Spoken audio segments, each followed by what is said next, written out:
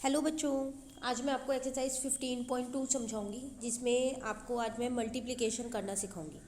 ठीक है, देखो कैसे मल्टीप्लिकेशन इसमें हम करते हैं। जैसे कि आप देख रहे हो यहाँ पर क्वेश्चन नंबर 1 है आपके पास, फाइंड द फॉलोइंग। मतलब फाइंड का मतलब जो साइन आपको दे रखा है ना बीच में वो आपको यूज़ करना है। अगर यहाँ प्लस दे रखा होता है तो हम प्लस कर देते, माइनस दे रखा होता है तो माइनस कर देते, उसके बाद जो आंसर आता है वो निकालते।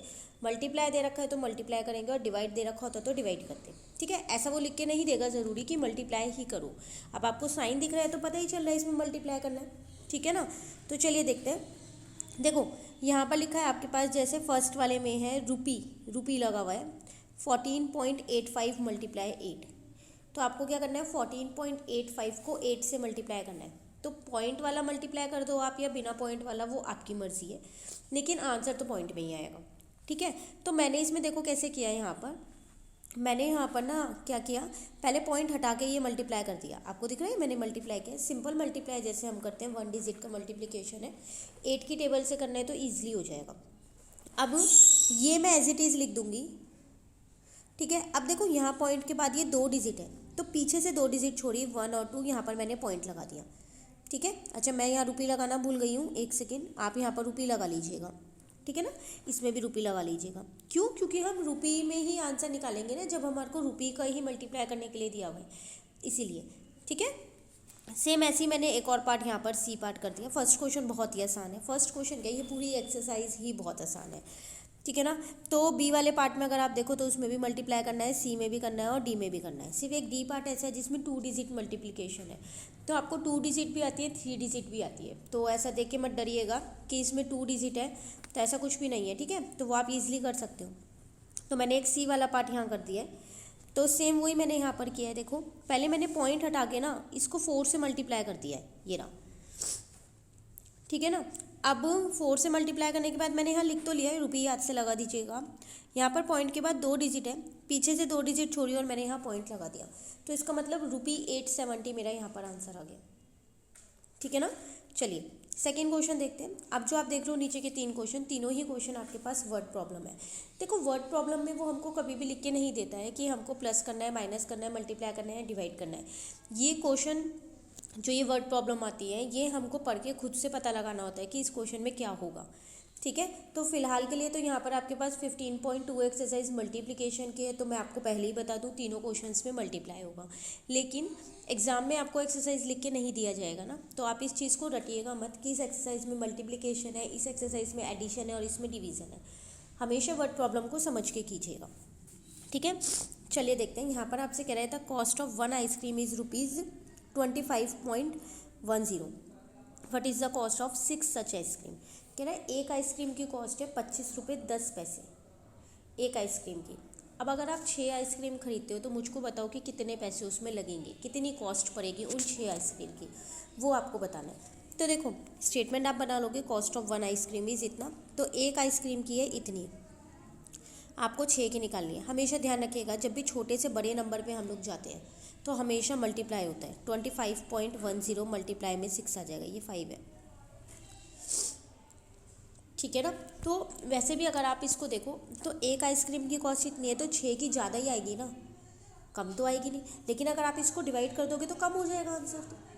तो इसका मतलब मल्टीप्लिकेशन ही करना पड़ेगा, क्योंकि जब हम 6 आइसक्रीम खरीद रहे हैं तो कॉस्ट तो ज़्यादा ही लगेगी, कम कॉस्ट तो लगने ही से रही, इसीलिए। ठीक है, बस अब आपको सिंपली यहाँ पर मल्टीप्लाई करना है और कुछ भी नहीं करना है। मल्टीप्लिकेशन आपको फर्स्ट वाले पार्ट में मैंने बताई दी है कैसे करनी है, सेम वैसे ही करनी है। ठीक है, एग्ज़ाम में आपको मल्टीप्लाई करके दिखाना है। ठीक है ना, चलिए अगला देखते हैं। कह रहा है रोहन अर्न ₹205.05 इन 1 डे। एक बॉय है रोहन, अर्न मतलब होता है कमाना। जब भी हम कुछ काम करते हैं तो बदले में हमको पैसे मिलते हैं ना, तो उसे बोलते हैं अर्न। अब वो कोई भी काम हो, हमें उससे मतलब नहीं है। ठीक है, तो रोहन ने एक दिन में रोहन इतने रुपए कमाता है। अब कह रहा है how much will he earn in 17 days. तो बताओ फिर वो 17 दिन में कितने कमाएगा। If he earn equal amount of money every day, अगर वो रोज़ सेम कमा रहा है, मतलब रोज़ वो 205 रुपये कमा रहा है, 205.05 ही कमा रहा है रोज़, तो बताओ 17 दिन में कितने कमाएगा। तो देखो एक दिन में वो 205.05 कमा रहा है, तो 17 दिन में वो कितने कमाएगा, इसको 17 से इंटू कर दो। अभी तो मैंने आपको बताया जब भी छोटे से बड़े पे जाना होता है तो मल्टीप्लाई करते हैं। तो अब ये आपके पास 2 डिजिट वाला मल्टीप्लिकेशन है, तो बस आप इसे इंटू करो और आपका आंसर आ जाएगा। पर वर्ड प्रॉब्लम है तो स्टेटमेंट तो बनानी ही पड़ेगी, है ना। तो स्टेटमेंट बना के नीचे मल्टीप्लाई करके आपको आंसर लिखना है। लास्ट में लिख देना है Rohan will earn in 17 days is equals to rupee लिख देना, जो आपका आंसर आएगा। या फिर आप ऐसे भी लिख सकते हो जो आंसर आया रोहन अर्न इन 17 डेज। ठीक है, चलिए लास्ट क्वेश्चन और देख लेते हैं। यहाँ पर आपसे कह रहा है a dictionary cost ₹538.39, what is the cost of 18 dictionaries. Same है, डिक्शनरी आप समझते हो जिसमें हम लोग किसी भी वर्ड का मतलब देख सकते हैं, है ना। आप लोगों के पास घर में होगी भी, नहीं भी होगी तो और अभी आप थोड़े बड़े होगे, मतलब आगे की क्लासेज में जाओगे तो आपको एक लेनी ही पड़ेगी, है ना। तो एक डिक्शनरी है, उसकी कॉस्ट है हमारे पास 538.39, मतलब 538 रुपीज़ और 39 पैसे।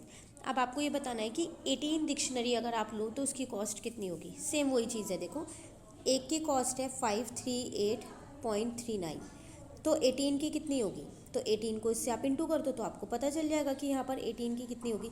तो वही चीज़ मैंने की और यहाँ पर आंसर निकाल दिया। अब वर्ड प्रॉब्लम है तो आपको स्टेटमेंट तो बनानी ही पड़ेगी, ठीक है ना। चलिए अब एक बार जल्दी से देख लें कैसे किया है हमने। क्वेश्चन 1 ये रहा, 2 ये रहा। एक चीज़ ध्यान रखिएगा, यूनिट सब में ज़रूर लगाइएगा क्योंकि ये सब आंसर रुपये में निकल रहे हैं। मैंने यहाँ नहीं लगाई है क्वेश्चन 1 में, तो आप लगा दीजिएगा, ठीक है। क्वेश्चन नंबर 3 आपके पास ये ना, मैंने सिर्फ छोटी छोटी स्टेटमेंट बनवाई है ताकि आपको करने में कोई भी दिक्कत ना हो। आप ये स्टेटमेंट खुद से भी बना सकते हो, ऐसा कुछ नहीं है, मेरी वाली ही लिखनी है। मतलब एग्ज़ाम में आपको ये वाली लिखनी है, कॉपी में तो फिलहाल यही लिखनी है, आप एग्ज़ाम में अपनी तरफ से भी लिख सकते हो, ठीक है ना। तो ये थे आपके पास वो 4 क्वेश्चंस। तो छोटी सी एक्सरसाइज थी 15.2 हमारी कंप्लीट हो गई, ठीक है ना। अब मैं आपको नेक्स्ट क्लास में 15.3 की एक्सप्लेनेशन दूंगी, इतने आप ये कंप्लीट कर लीजिए। Thank you.